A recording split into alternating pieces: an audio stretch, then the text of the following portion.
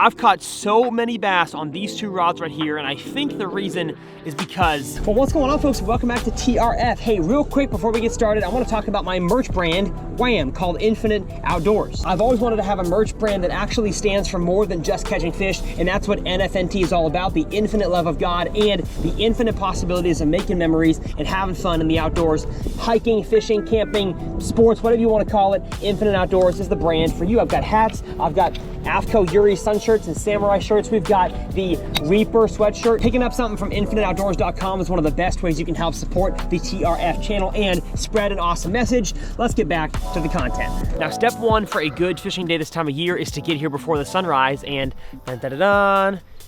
I'm proud of myself. I did it. Not by much, but I squeaked here just in the nick of time. So I'm gonna get out a few rods that I think might play today, and then we'll find ourselves our first place to fish. Now, why, Tyler, is the sunrise the most important aspect of fishing this time of year? Well, it is the dog days of summer, maybe early fall, depending on who you ask. The fish are just not that active yet, and so the early morning bite, I'm talking about like from when the sun is not up until the first hour, is the most important to at least guarantee yourself the potential of catching a bass. But on today's adventure, we are hit with another hard condition in that it was a full moon last night. Tyler, what the heck does a full moon have to do with fishing? Well, at least in my experience, my anecdotal experience tells me that on bait fish bodies of water, when bass are feeding on those as the main forage, they feed at night the majority of the time on a full moon in the warm months. That's why it's crucial to get out here at sunrise, because as bass forecast will tell me,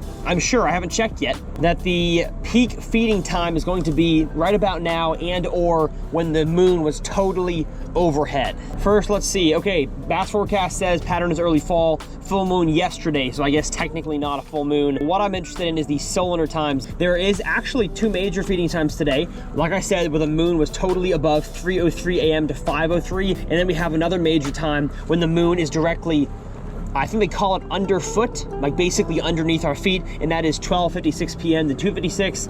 Am I gonna be out here that late? Probably not. It's gonna be so hot. But all I know is that my thoughts were correct because bass forecast confirmed it there. I'm gonna kind of toggle back to dog days though, because I feel like that's where we are technically. Buzzbait, soft plastic, frog, swim bait, craw tube. Okay, it doesn't say boat docks. This lake has plenty of them, but it does say, what is this, creek channel?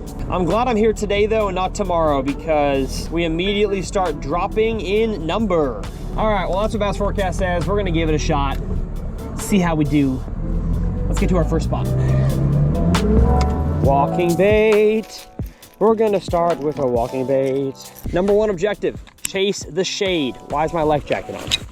Shop code TRF15. What that means is fish the areas, as long as you get step one right, which we did, fish the areas the sun is gonna hit first, because those are still shaded per se. So this main lake point here, very high percentage area, it looks rocky. Brand new lake today, never been here before, so that's kind of fun.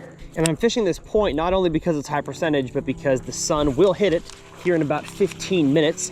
And so I want to go fish the dam over there, but that is on the east side of the lake. But I have no reason to fish there yet because that will be shaded the longest. So I'm gonna save all of my eastern banks until I'm done hitting a few points and banks on the west side. And objective 3 is going to be look for bait fish activity. So I could see birds, I could see actual fish blowing up on bait. However that presents itself, that's what I want to find today. And now if I look around on scope, it looks like water's really, really clear.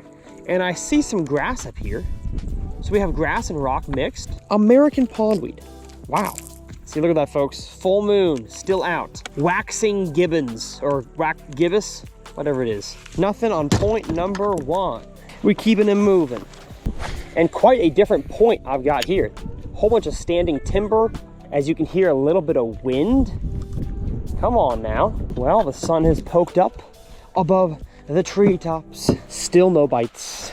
If I don't catch one doing this lake don't have no bass in it. In all my years of bass fishing, fishing the dam is the most surefire way to get a bite. Almost any time of the year, but especially the hot months. Ooh, there's one. Yes, sir. Ooh, what do we got here? It is a bass species. Come on.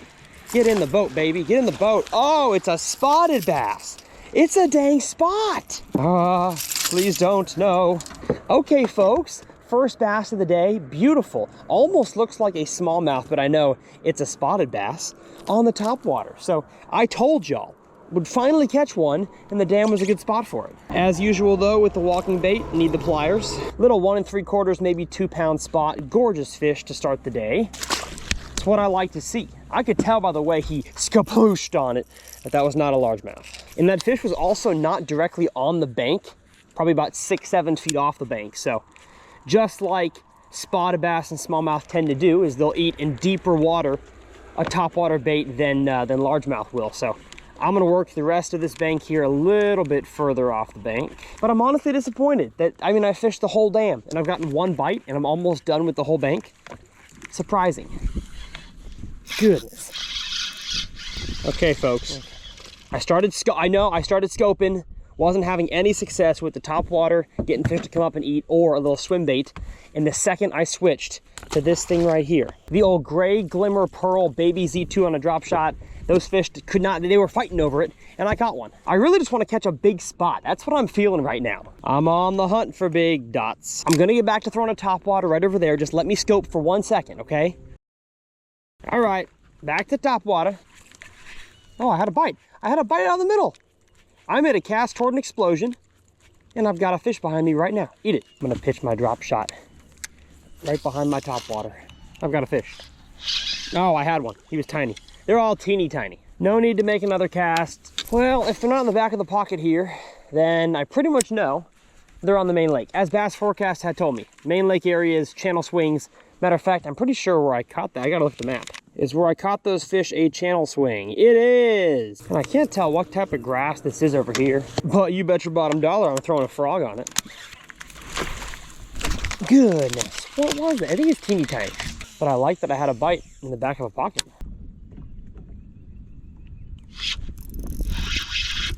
There we go. Yes, sir. Dropped on one's face.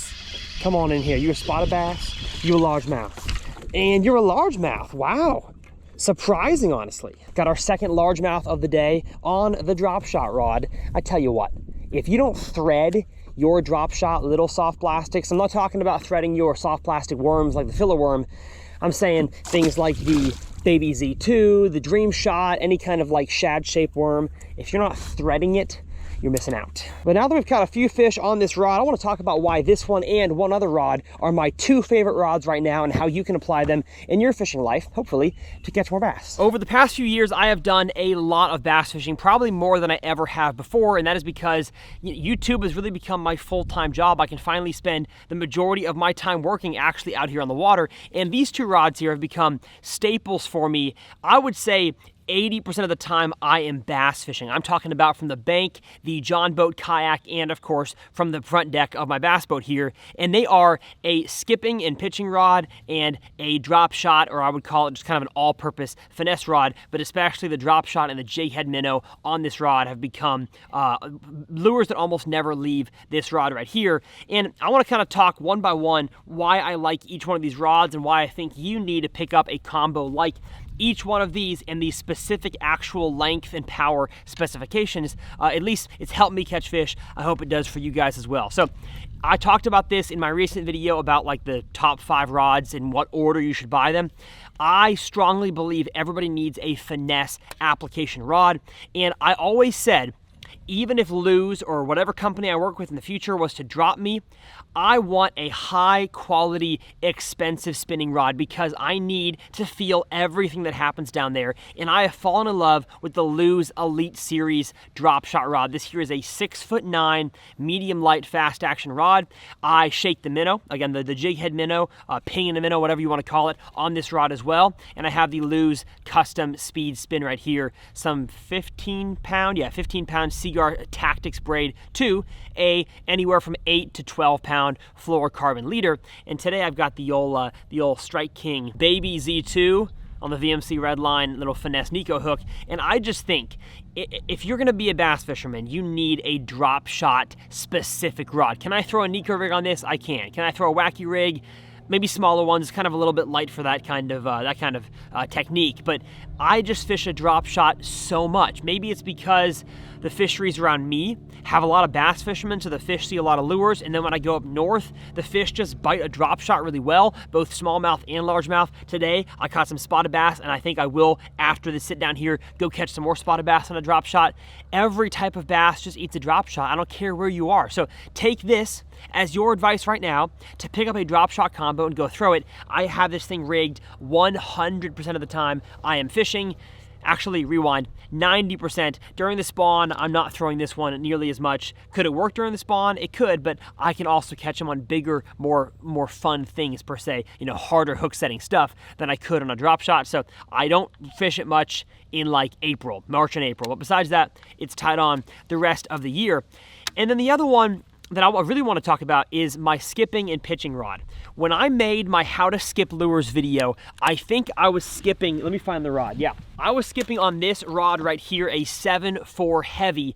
And while I can still skip just fine with this rod, it is not nearly as manageable. The word I'm going to use is manageable as a smaller rod. So if I just kind of feel the weight of these two rods, and I have the Tournament Pro and I have the brand new Mach 1 shallow spool, not out at the point of this video. It may be out by the time you watch it here later on in the fall or in the springtime. But these two combos here, while they both can work for skipping, this one, the 7.4 heavy, is just not easy to skip. I think there's a reason why Andy Montgomery, one of the best skippers on the planet, pro fisherman on the MLF side, calls this rod here, the Signature Series, his skipping rod. And that is because I have found, in both a kayak especially and from the bass boat, a shorter rod just helps you be way more accurate. And when it comes to fishing with both left-handed skips, right-handed skips, roll casts, basically however I want to fish this thing, I can, because it is a shorter rod. It is way easier to move around with my wrist, therefore it is more maneuverable.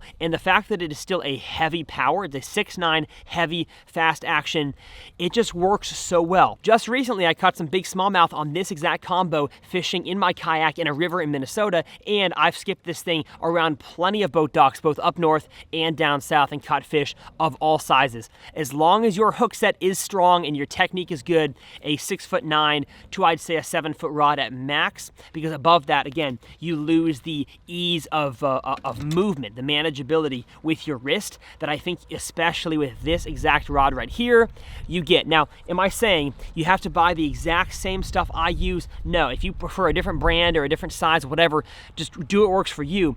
But I have found skipping and pitching, a shorter rod is better, and fishing a drop shot and a jig head minnow and a shaky head, a shorter rod is better. These two rods right here I have gained ultimate confidence in, and especially when it comes to kayak fishing and hiking through the woods to bank fish, where maybe you don't have as much clearance to make casts, shorter rods are just more effective. So maybe as I've matured in my fishing journey, I've just kind of realized that you don't need an extra long rod. I know I talk about getting long casts and good hook sets. That's important for many things, but for others, especially when you want to have a finesse presentation or just be able to fish ultra efficiently, you want to actually go shorter on your rods and reels. Now, as always, I will have the stuff that I use linked in the video description. Those are affiliate tackle links on Tackle Warehouse. So if you click the link, make a cart of anything. Could be a stinking t-shirt and a pack of worms. That is credited to my account, and it helps me continue to make a living. So I'd appreciate that if y'all would use those links, even again, if you don't actually shop for the exact gear I use, but I will have both of these linked down in the video description. I'm gonna hop back on the front deck, maybe live scope around, maybe not. I'm gonna go kind of up in these pockets here, try to find some grass, but I want to catch a big spotted bass. That's on the agenda for today. Let's see if I can do it. All right, time to lay down favorite rod number 1 and pick up favorite rod number 2. We got the most main lake dock possible right here. Let's do a little backhand action. Beautiful. I just don't think the fish are on docks today. I only halfway believe that. I was just saying that to try to get a bite. Because it seems like when you say, there's no bass here, don't, got one. All right, I mean it this time, there's probably not a dock pattern today, sadly. Oh, there we go. There we go. What do we got? Do we have a big spotted dog? No, not even a spotted dog. It's a sickly largemouth. You looked big on the screen because he was long. Although I say long, he's not that long. But for his size, He's long. I think we're gonna catch a few fish, folks, on the dang drop shot. Like I said, there's so many times I fish this bait. It just works everywhere. On the bottom, in the column, fish chasing bait up top, a little shad-shaped worm, little baby Z2 gets it done. There we go. There we go. Yes, sir. Large, another largemouth. Come on. At least you're a chunkier. You're a scoop and a half. Shake my drop shot. Whoa. Oh, there we go. I've got one, baby. On the dang water pump. Is it large? No, it's not. It's a spotted bass, though. Let's go. I don't care how big they are. When they eat it like that, that's a good time. Where's your 4-pound brethren, huh? Huh? Always fish these kind of things in your lake if you have them. I'm not going to say that I've ever caught a giant off of one of these, but I usually catch something. All right, forget this. Enough. If I'm going to scope, I want to scope and catch fish. I don't want to just go and go and go and go and go and not see nothing. Or at least if I see something, I want it to, you know, bite. Because y'all don't want to watch that junk. Let's go find ourselves some grass. Let's see if they want the old 3/4 ounce Thunder Cricket. All right, let's keep drifting down the bank here with the wind. Just casting at patches of grass with my Thunder Cricket. I feel like eventually I'll run into a little pack of them. I see some grass patches right here. That's crazy to me. I mean, look at this. Y'all see that? Beautiful patch of grass in 8 feet of water. Got a little canopy on top of it. Come on. Y'all can see from the drone shot, this stuff is just beautiful. Still healthy, hasn't died off yet. Very defined, little clumps of it. I just don't get why I'm not getting bites. This lake honestly reminds me of the lake that I fished with Edwin Evers years ago in one of my first ever uncut videos.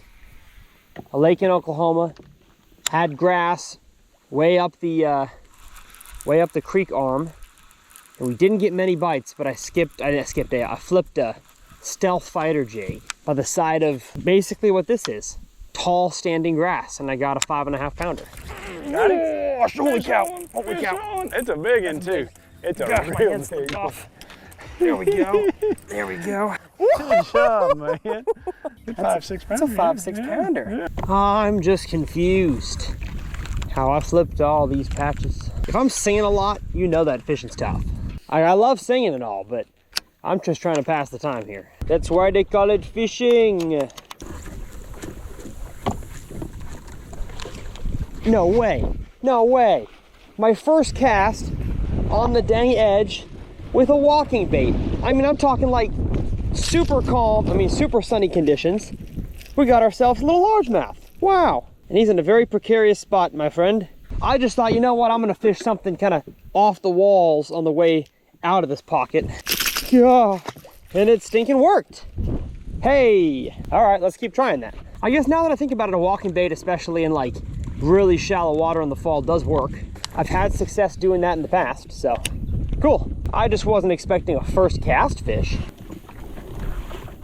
Goodness, another one. Oh my goodness. Wow. We've discovered what the heck they're doing. Let's go. Little spotted boy. They are just getting the spook in weird spots today. Pliers, please. Look at this. Look at how he ate the sexy dog. Sideways. I mean, who doesn't love a little spotted bass? But please fish. I'm asking for a 3-pounder. And if you were curious, Tyler, can I throw a walking bait on the 6'9" heavy rod you were talking about? Absolutely. I've just got it on a 6'9" medium heavy because that's what I was throwing the tiny little patroller in my latest uncut in the river. But I mean, you could throw a walking bait, you could throw a plopper, you could throw a small buzz bait on that rod. I mean, just because it's a 6'9" heavy doesn't mean it's just for like heavy things, flipping a jig, punching, whatever. You can throw a whole variety of different lures on that rod. Oh, oh man. No, get away from the wood. Get away from the stick. Yes, sir. Oh my gosh, nice one. Nice one. Get in here. Get in here. Dude, they are eating this thing. Wow, we've discovered the bite, folks. That feels so good. Not quite as big as I had thought he was, but another nice one. That's 2 casts in a row. Spotted bass and then largemouth. Wow.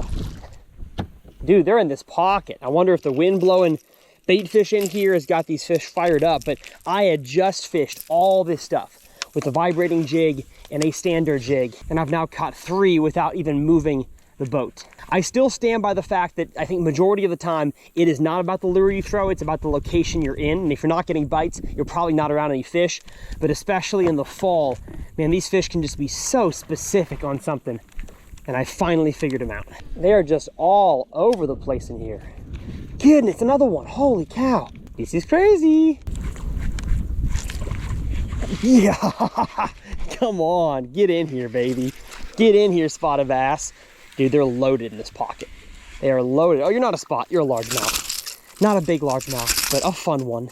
See, this is the kind of day I'm gonna get a hook in my hand. Stop it. Little scoop and a half, maybe even a 2 scooper. And my braid's getting a little bit frayed for whatever reason, but I think it's still fine for another fish. I say that, I'm gonna hook up a 6-pounder and break off. I just can't believe how they're obviously sitting around all kinds of cover down there on the bottom. Their structure down there, grasses and wood, and they wouldn't come up to eat a vibrating jig or a frog, but a walking bait, man, they're coming unglued. I can't tell if the fish are relating exactly to the grass, like if they're on the edge or if they're just kind of around the area. I think they're just around the area.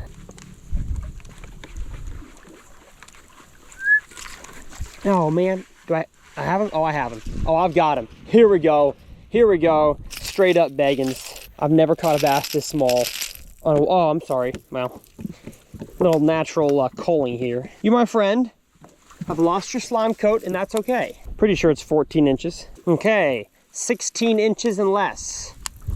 So I'm gonna keep my limit today. It's just so hard to rewire my mind to think about harvesting when my entire, bass fishing life I've been taught catch and release, and that's the way to go, but it's really not, especially for a lot of American lakes. Oh, come on, baby. Come on. I think it's a spotted bass. Is it spotted? No, it's largemouth. Yeah, bite surprised me. And that's a nice fish. You know what? It's not 16, so I could keep that fish, but man, those genetics are just really good. I mean, that's like a super healthy fish. Nice fish. And at this point, it's time to retie my walking bait. Oh, there's one on the dang point, baby. Come on. Let's water ski you in. Water ski you in, yes sir. That might be our first coal of the day, and it's a spotted bass, yes sir. But just look at how he ate that thing. Why is it that spotted bass can eat a topwater better than largemouth can? That wasn't coming off. Okay, my beautiful turquoise friend, get a little turquoise under the gill.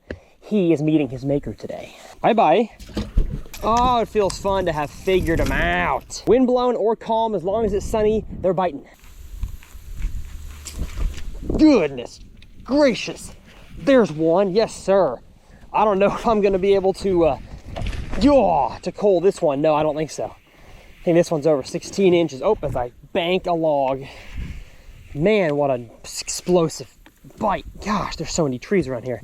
All right, my boat is jammed. Come on, buddy, come on. Get your booty in here. Yes, sir. Actually, he might be under 16. He's kind of skinny. Yeah, he's under 16. Well, my friend, you fought valiantly, but the board says what it says, 15. And you, my friend, have earned a trip to the other side, I guess you could say. And it may look like I'm fishing this over absolute nothing bottom, but there is a little bit of grass down there. Just kind of a carpeting, 6 inches to a foot of grass that pretty much my entire cast is going over. Sometimes there's bare areas. And honestly, probably the holier the area, the better the chances of catching one. Oh my gosh, a bass just, I think my chest mount caught that. All right, well, probably all she wrote for this pocket here. I'm gonna see once I get out to the main lake here, if I see any other pockets that look kind of similar. Matter of fact, actually, I have to get the drone up for the drone angle I mentioned of these grass patches. I'm gonna go fly the drone around, see if I can find more areas to fish. All right, flying the drone, I found one more location. And really, as I looked basically up and down both sides of this whole main lake creek here, there's grass. But I like the one patch in front of me here, a big patch, and then a few patches beyond that. But I don't got all day to fish. So if I don't catch any on the main lake here, I know the fish had all pushed back into that pocket. But Man, what an expansive area with so many pieces of standing timber and tons of grass. I assume I'm gonna get at least a few more bites out here on this pattern. One thing I don't like about walking baits in wind is that they have a tendency, especially the 3-hooked ones, of catching your line. Now, I've been told that putting on a monofilament leader helps with that. So at some point this fall, I'm gonna give the old FG knot a try with mono to see if I catch my line less. It's never been a huge problem, but if it's a problem at all, I'd like to solve it. There's one. Yes, sir. Oh, lost him. Teeny tiny. Oh, there we go. I was just thinking, this looks the exact same. We've got carpet grass mixed with standing timber in the right water depth. There's got to be bass around here somewhere. And we got one. Get in here. Yes, sir. Big old pile of grass with him. And you, my friend, are also under 16. Another beautiful fish in the tank. See you, buddy. Whoa, join your friends.